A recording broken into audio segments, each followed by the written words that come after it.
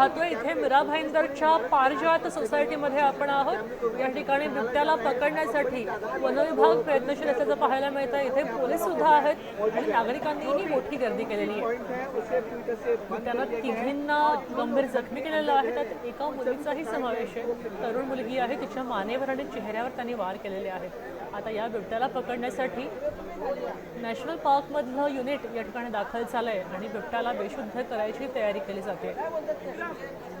बिबट्याचे काही फुटेजेस समोर आलेले आहेत, सीसीटीव्ही मधले फुटेजेस समोर आलेले आहेत आणि त्या आधारेच बिबट्याचा वेध घेऊन त्याला पकडण्याची, रेस्क्यू करण्याची तयारी केली जाते आणि त्यासाठी सापळा लावलेला आहे। अनेक ठिकाणी मानवी सापळे लावलेले आहेत आणि पिंजरेही लावलेले आहेत।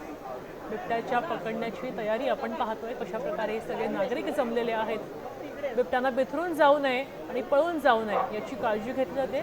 इमारतीमधनं बाहेर पडताना बिबट्यानं पिंजऱ्यामध्येच यावं, त्याचबरोबर इतर कुणावर हल्ला करू नये याचीही दखल आणि काळजी घेतली जाते। आपल्यासोबत मनोज तांबे जोडले गेलेत। मनोज, या ठिकाणी बिबट्याला अजून पकडण्यात यश आलेलं नाहीये का आणि ते नेमकं का जमत नाहीये ह्याच्याबद्दल काय सांगाल?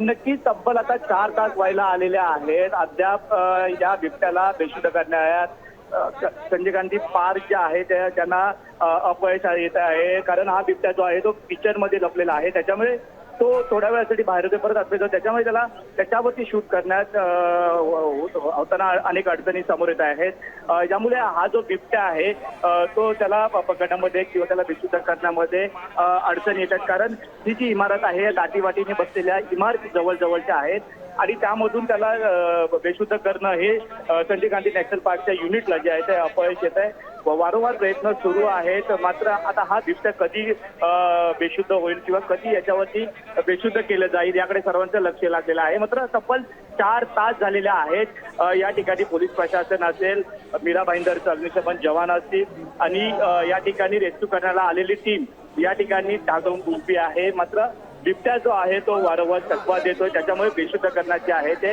युनिटला अपयश येत आहे। या ठिकाणी मोठ्या प्रमाणात पोलीस प्रशासन जे आहे ते सज्ज आहे, अग्निशमन जवान जे आहेत ते सज्ज आहेत, पिंजरे जे आहेत ते सज्ज केलेले आहेत। जसं हा बिबट्या बेशुद्ध होईल तसं त्याला बिबट्याला या पिंजऱ्यामध्ये टाकलं जाणार आहे।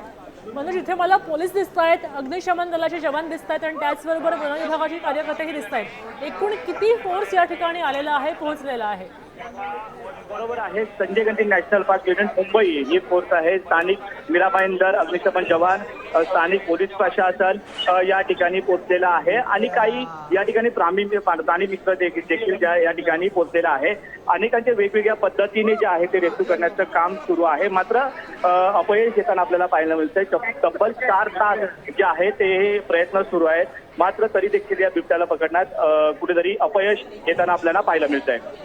धन्यवाद सविस्तर माहितीसाठी। आपण पाहतोय की या ठिकाणी बिबट्या किचनमध्ये लपल्याचं पाहायला मिळते। किचनमधून त्याला बाहेर पडता येत नाहीये आणि तो किचनमध्ये असल्यामुळे जागा छोटी आणि अवघड असल्यामुळे त्याला बेशुद्ध करणं ही कठीण जात आहे। तेव्हा